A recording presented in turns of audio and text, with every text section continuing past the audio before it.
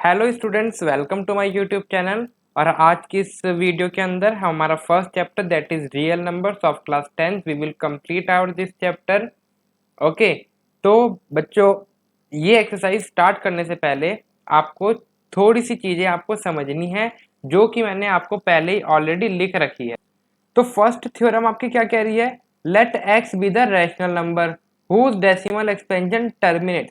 हम एक x rational number लेते हैं जिसका डेसिमल एक्सपेंशन टर्मिनेट हो जाएगा। तो टर्मिनेट का मतलब क्या है? जिसका आंसर खत्म हो जाएगा। यानी अगर आप 5 को 2 से डिवाइड करते हैं तो आपका आंसर क्या आता है? आपका आंसर 2.5 आता है। और जब आप 5 को 3 से डिवाइड करते हैं तो आपका आंसर क्या आता है? आपका आंसर 1.666 और ये आपका खत्म ही नहीं होगा, ये इसी तरीके से चलते जाएगा। तो ये देखिए 5 को 2 से डिवाइड करने में 2.5 आ गया, तो ये तो आपका खत्म हो गया। लेकिन जब अपने 5 को 3 से डिवाइड कर रहा है ये चलते जा रहा है, तो ये आपका खत्म नहीं हो रहा, यानी नॉन टर्मिनेटिंग। तो ये जो चीजें है ना, टर्मिनेटिंग नॉन टर्मिनेटिंग, ये तो हम आगे चैप्टर्स में पढ़ेंगे और ये हमने 9th क्लास में भी पढ़ ही रखा है कि टर्मिनेटिंग नॉन टर्मिनेटिंग का मतलब क्या है। तो फर्स्ट लाइन का ये मतलब हो गया then x can be express. तब हम क्या कर सकते हैं कि एक्स को हम पी बाय क्यू की फॉर्म में एक्सप्रेस कर सकते हैं। क्या कह रही है ये थ्योरम? अगर एक्स मेरा रैशनल नंबर है जिसका डेसिमल एक्सपेंशन खत्म हो जा रहा है, टर्मिनेट हो जा रहा है, तो हम एक्स को पी बाय क्यू की फॉर्म में एक्सप्रेस कर सकते हैं, जहां पर पी और क्यू क्या होंगे? को प्राइम होंगे। को प्राइम यानी उनके जो फैक्टर्स होंगे पी और क्यू के, जब हम फैक्टर्स निकालेंगे उनमें हमें कुछ भी कॉमन नहीं मिलेगा। And the prime factorisation of q, और जो क्यू की फैक्टराइजेशन होगी वो किस फॉर्म में होगी? 2 raise to the power n into 5 raise to the power m। यानी ये जो p बाय क्यू है इसके अंदर जो q की फैक्टराइजेशन होगी वो किस फॉर्म में होगी? 2 raise to the power m into 5 raise to the power m। तो इस तरीके से कुछ फैक्टराइजेशन होगी जहां पे m और n क्या होंगे? नॉन नेगेटिव इंटीजर्स होंगे, यानी ये पॉजिटिव इंटीजर्स होंगे। तो ये तो होगी मेरी फर्स्ट थ्योरम। अब जो सेकंड थ्योरम है 1.6, ये इसी को घुमा के दे रखी है। अब इसमें क्या बोल दिया? एक्स को हम पी बाय क्यू लेट कर लेते हैं जो कि हमारा रैशनल नंबर है। किस तरीके से? ये जो प्राइम फैक्टराइजेशन ऑफ क्यू है, यानी जब क्यू के फैक्टर्स हमने निकाले तो वो 2 raise to the power n into 5 raise to the power m की फॉर्म में है।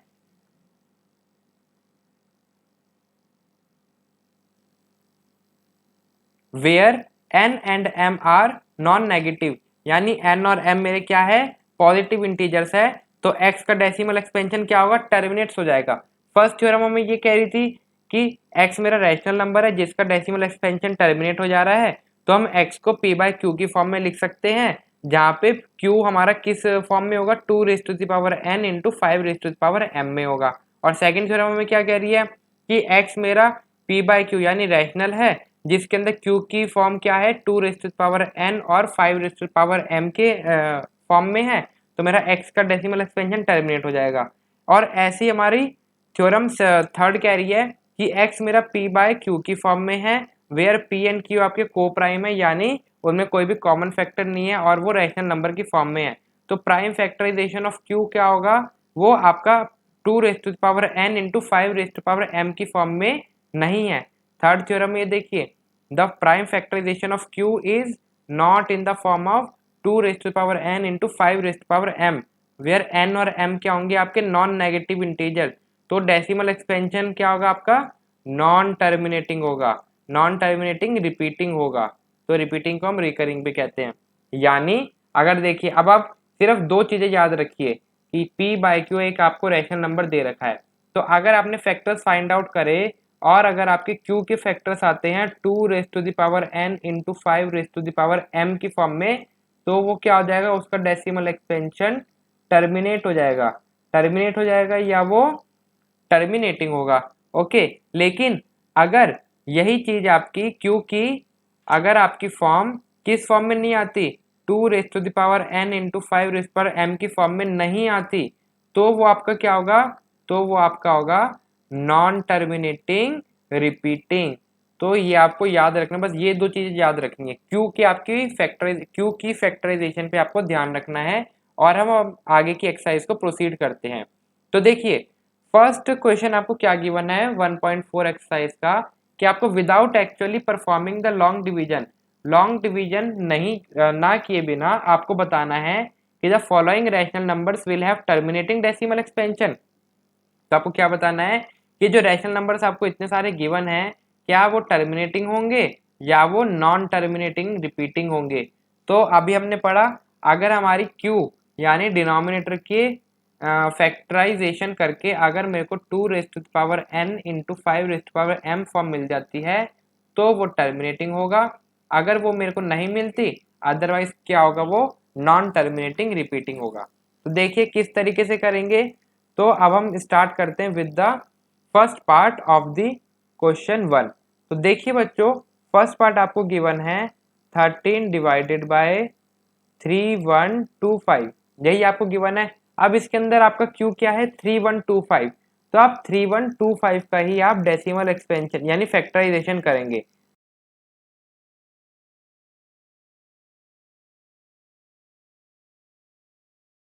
आप क्या लिख सकते हैं, आप 13 बाय 3125 को आप लिख सकते हैं। अब देखिए फैक्टराइजेशन हमने करी तो हमारा क्या आ गया, 5 और इनटू में आप लिख सकते हैं 2 0। 2 क्या होगा, 1 ही तो होगा। तो आप इसकी फैक्टराइजेशन को इस तरीके से लिख सकते हैं, 5 इंटू 2 0। तो आप क्या लिख देंगे, अगर ये मेरी किस फॉर्म, ये क्या फॉर्म आएगी मेरी क्यू की डिनोमिनेटर की, 2n इंटू 5m, जहाँ पे n की वैल्यू है 0 और m की वैल्यू क्या है आपकी 5। ये चीज बच्चों आपको लिखनी नहीं है, ये चीज आपको समझाने के लिए है। तो आप क्या बोल देंगे,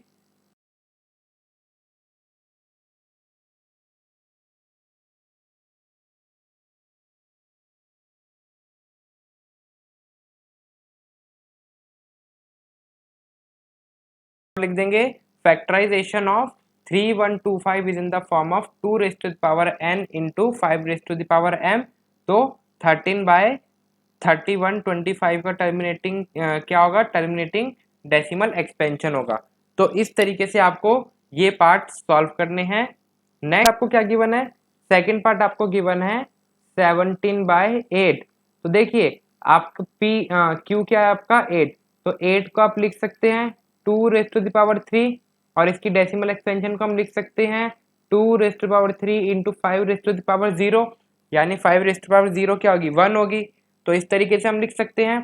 तो हम बोलेंगे the factorization of 17/8 is in the form of 2n into 5m।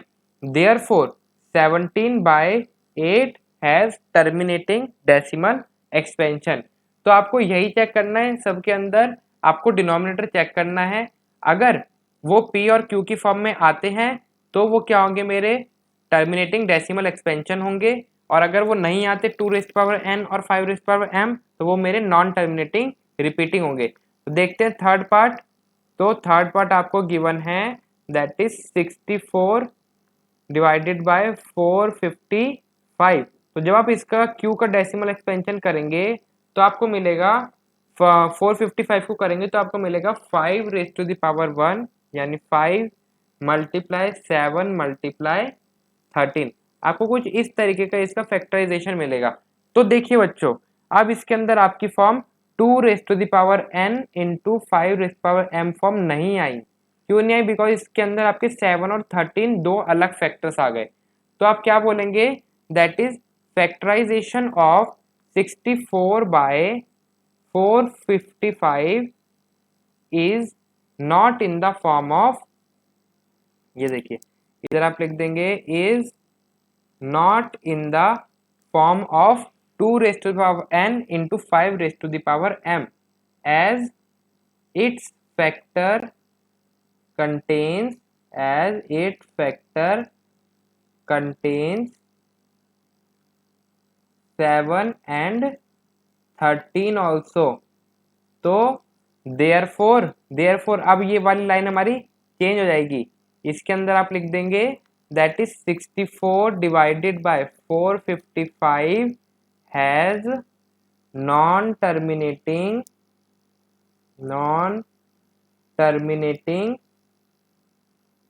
repeating। Okay, तो आपका डेसिमल एक्सपेंशन हो गई non terminating non terminating repeating decimal expansion. तो ये हो गया आपका answer of the third part. I hope आपको समझ में आया कि हमने किस तरीके से इसका सॉल्यूशन हमने फाइंड आउट किया है। तो देखिए फोर्थ पार्ट आप खुद चेक करेंगे, इसमें जब 1600 का आप फैक्टराइजेशन करेंगे तो 1600 का फैक्टराइजेशन करके अगर वो 2 रेस्ट पावर n और 5 रेस्ट पावर m की फॉर्म में आएगा तो वो आपका टर्मिनेटिंग होगा, अगर नहीं आएगा तो वो नॉन टर्मिनेटिंग होगा। तो आप देखेंगे कि फोर्थ पार्ट आपका टर्मिनेटिंग होगा। देन नेक्स्ट पार्ट यानी फिफ्थ पार्ट आपका टर्मिनेटिंग नहीं होगा, यानी ये नॉन टर्मिनेटिंग होगा। सिक्स पार्ट देखिए, सिक्स पार्ट के अंदर आपको ऑलरेडी गिवन है 2 rest power 3 into 5 rest power 2। तो इसके अंदर आप देख सकते हैं कि आपको पहले से ही 2 rest power n into 5 rest power m की फॉर्म में गिवन है, तो ये आपका टर्मिनेटिंग डेसिमल एक्सपेंशन हो गया। सेवंथ पार्ट देखिए, सेवंथ पार्ट के अंदर आपको 2 rest power n into 5 rest power m तो मिल रहा है, लेकिन साथ में आपको 7 रेस्ट पावर 5 भी मिल रहा है। तो इसलिए ये आपका टर्मिनेटिंग डेसिमल एक्सपेंशन नहीं होगा, बिकॉज इसके अंदर 7 रेस्ट पावर 5 भी आ रहा है, जो कि नहीं आना चाहिए। अगर सिर्फ 2 रेस्ट पावर n और 5 रेस्ट पावर m हो तभी वो टर्मिनेटिंग होता है। तो ऐसे ही जब आप 8th पार्ट करेंगे तो आपको क्या मिलेगा, आपको 15 के फैक्टर्स मिल जाएंगे 3 इंटू 5, जो कि टर्मिनेटिंग डेसिमल एक्सपेंशन नहीं होगा। देन 9th पार्ट करेंगे, 9th पार्ट के अंदर आपको 50 के फैक्टर 2 और 5 की फॉर्म में मिलेंगे, तो ये टर्मिनेटिंग हो जाएगा। एंड देन 10th पार्ट में जब आप 210 का करेंगे तो आपको टर्मिनेटिंग नहीं मिलेगा, आपको नॉन टर्मिनेटिंग ही मिलेगा, बिकॉज इसके अंदर आपको 3 और 7 भी आपको 2 फैक्टर्स मिलेंगे। तो आई होप ये सारे पार्ट्स आपको अच्छे से समझ में आ गए होंगे। अब देखिए बच्चों, ये आपको क्या गिवन है कि आपको डेसिमल एक्सपेंशन बताना है कौन से रैशनल नंबर्स का, क्वेश्चन 1 में जो आपको गिवन है जिनका डेसिमल एक्सपेंशन आपका टर्मिनेटिंग है, तो उनका आपको क्या करना है, डेसिमल एक्सपेंशन बताना है। तो ये तो हमने देख लिया कि फर्स्ट पार्ट हमने सारे सॉल्व कर लिया और इधर से हमें पता चल जाएगा कि कौन से हमारे टर्मिनेटिंग है। तो देखिए जोन जोन से टर्मिनेटिंग है वही आपको लिखने हैं। तो इसके अंदर हमारा 13/3125 ये आपका टर्मिनेटिंग था, तो आप इसका डेसिमल एक्सपेंशन लिखेंगे। कैसे लिखेंगे देखिए, इसका इजी तरीके से हम इसे सॉल्व करेंगे। तो आप 13 अब देखिए इसका प्राइम फैक्टराइजेशन क्या आया था, 3125 का आपका प्राइम फैक्टराइजेशन आया था, क्या आया था, 5 raise to the power 5, 5 raise power 5 यही आया था। तो अब आप क्या करेंगे, इसको इजीली सॉल्व करने के लिए हम क्या करते हैं, इसे 2 रेज़ टू द पावर 5 से मल्टीप्लाई करते हैं और 2 रेज़ टू द पावर 5 से हम इसे डिवाइड करते हैं। तो देखिए नीचे क्या हो जाएगा, पावर आपकी सेम है तो आपका बेस मल्टीप्लाई हो जाएगा, इसलिए मैंने 2 रेज़ टू पावर 5 लिया है। तो देखिए पावर को हम अलग रख दें और अगर बेस को मल्टीप्लाई कर दे तो क्या हो जाएगा, 10 रेज़ टू द पावर 5 और न्यूमरेटर में क्या हो जाएगा 13 मल्टीप्लाई 32। तो अब आप इजीली इसे सॉल्व कर पाएंगे। तो आपको मिल जाएगा 416 divided by 10 raise to the power 10 raise to the power 5 which is equals to 0.00416 is the answer. तो ये अब हम कर रहे हैं क्वेश्चन नंबर 2, ये आपको याद रखना है। नेक्स्ट आपको टर्मिनेटिंग कौन सा मिला था, नेक्स्ट आपको मिला था 17/8। तो 17/8 के लिए हम क्या करेंगे, इसके लिए हम 17/8 के अंदर 8 का में प्राइम फैक्टराइजेशन क्या मिला था, 8 का मिला था 2 क्यूब। अब हम क्या करेंगे, इसे 5 क्यूब से मल्टीप्लाई और डिवाइड कर देंगे ताकि डिनोमिनेटर मेरा आसान हो जाए। तो देखिए क्या हो जाएगा, 17 5 क्यूब क्या होगा, 5 क्यूब होता है मेरा 125। तो 5 क्यूब हो गया 125 डिवाइडेड बाय नीचे क्या हो जाएगा 10 raise to power 3 which is equals to 2125 divided by 10 cube.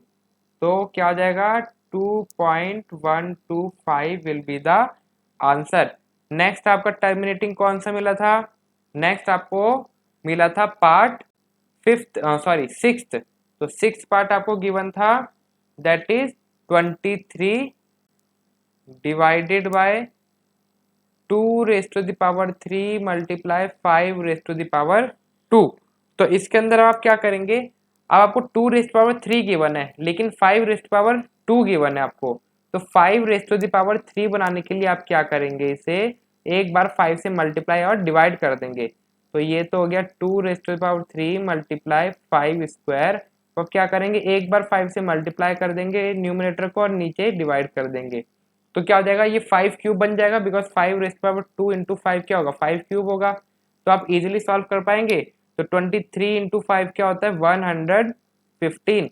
तो नीचे क्या हो गया, 2 क्यूब इंटू 5 क्यूब यानी 10 cube which is equals to 0.115। Next आपको कौन सा टर्मिनेटिंग मिला था, 15। ये फोर्थ पार्ट भी आपको टर्मिनेटिंग ही मिला था, तो 1600। तो जब आप इसे सॉल्व करेंगे तो देखिए आपको 1600 का क्या डेसिमल प्राइम फैक्टराइजेशन मिला था, 2 raise to power 6 into 5 raise to power 2। इसके अंदर आप क्या करेंगे, आप देखिए इसमें 5 रेज़ टू पावर 2 गिवन है लेकिन 2 रेज़ टू पावर 6 गिवन है। तो अगर 5 रेज़ टू पावर 6 बनाना है तो आपको 5 रेज़ टू द पावर 4 से मल्टीप्लाई और डिवाइड करना पड़ेगा। तो आपका डिनोमिनेटर में 5 रेज़ टू द पावर 6 बन जाएगा और 2 रेज़ टू पावर 6 आपको गिवन है। तो पावर अगर सेम है, बेस हमारे अलग है, तो हम बेस को मल्टीप्लाई करेंगे। तो जब आप ऊपर मल्टीप्लाई करेंगे तो देखिए आपका जाएगा 15 रेज़ पावर 4 क्या होता है 625 एंड देन नीचे क्या हो जाएगा 10 रेज़ टू द पावर 6। तो आपका आंसर क्या आ जाएगा 9375 divided by 10 raise to the power 6 which is equals to what 0.00937 is the answer. Next आपको और कोई मिला था, यस आपको मिला था ये थर्ड नाइन्थ पार्ट। तो ये जो नाइन्थ पार्ट आपको गिवन है दैट इज हमारा हो जाएगा ये fifth, that is 35 divided by 50। तो ये वाला पार्ट आप खुद सॉल्व करेंगे और बताएंगे आपका क्या आंसर आया है। तो this is for your homework और बाकी सारे पार्ट्स हमने सॉल्व कर लिए हैं। आई होप आपको ये सारे क्वेश्चन यानी क्वेश्चन नंबर 1 और क्वेश्चन नंबर 2 आपको अच्छे से समझ में आ गया होगा कि हमने किस तरीके से इनके सॉल्यूशन फाइंड आउट करे हैं। अब हम देखते हैं क्वेश्चन नंबर 3। तो क्वेश्चन नंबर 3 आपको क्या गिवन है, क्वेश्चन नंबर 3 आपको गिवन है the following real numbers have decimal expansion. ये आपको डेसिमल एक्सपेंशन गिवन है फर्स्ट, सेकंड और थर्ड पार्ट के अंदर। तो in each case decide whether they are rational और नॉट। तो हमें बताना है कि क्या ये रैशनल होंगे, तो रैशनल होंगे या नहीं होंगे। अगर ये रैशनल है तो क्या इनका पी बाई क्यू फॉर्म तो होगा ही होगा। तो अगर ये रैशनल है तो हम इस प्राइम फैक्टर्स ऑफ क्यू के बारे में हम क्या कह सकते हैं। तो देखिए अभी हमने सारी थ्योरम ऊपर पढ़ी थी जिनका डेसिमल एक्सपेंशन ऑफ डिनोमिनेटर किस फॉर्म में हो, 2 raise to the power n into 5 raise to power m हो, वो क्या होते हैं, वो हमारे रैशनल नंबर होते हैं। और उनका डेसिमल एक्सपेंशन क्या होता है, टर्मिनेट होता है यानी खत्म होता है, वो एक्सटेंड नहीं होता। तो जिनका डेसिमल एक्सपेंशन इधर टर्मिनेट हो रहा है तो वो क्या होंगे, मेरे रैशनल नंबर होंगे। और जिनका डेसिमल एक्सपेंशन टर्मिनेट नहीं हो रहा वो मेरे रैशनल नंबर नहीं होंगे। रैशनल नहीं होंगे तो कौन से होंगे, इरैशनल नंबर होंगे। तो चलिए अब हम करते हैं इसका सॉल्यूशन। तो सॉल्यूशन ऑफ फर्स्ट पार्ट क्या होगा, तो फर्स्ट पार्ट आपको गिवन है 43.123456789 ये आपको गिवन है। इसके आगे डॉट डॉट नहीं है मतलब ये खत्म हो गया। अगर ये टर्मिनेट हो गया तो ये क्या है, ये है मेरा रैशनल नंबर। तो आप क्या लिख देंगे, it is a rational number because it has terminating decimal expansion. यही आपको रीजन लिखना है। अब आपसे क्यों क्या पूछा था कि अगर वो रैशनल है तो उसकी फॉर्म p बाय क्यू होगी। तो हम q के बारे में क्या कह सकते हैं, तो हम लिख देंगे so prime factors of q is in the form of 2 raise to the power n into 5 raise to the power m। तो अभी क्या स्टेटमेंट हो गई, yes it is a rational number because it has terminating decimal expansion, so prime factors of q is in the form of 2 raised to power n into 5 raised to power m।